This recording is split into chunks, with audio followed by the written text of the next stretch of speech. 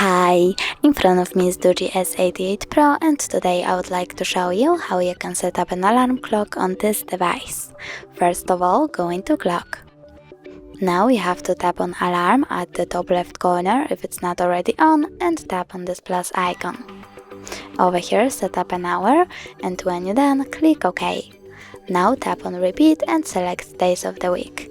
When you're done, you can tap on vibrate to disable or enable vibrations, and tap on label. Label your alarm however you want to. Save it by clicking OK and tap on this bell icon over here. Now you can add your own song as alarm sound by clicking on add new and choosing song from your device. But I don't have any, so I will go back and pick one of these melodies as my alarm sound by tapping on one of them and going back. As you can see, my alarm was successfully customized.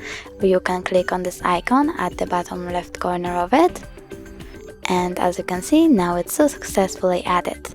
If you want to turn it off completely, tap on the switcher next to it. You can turn it back on the same way.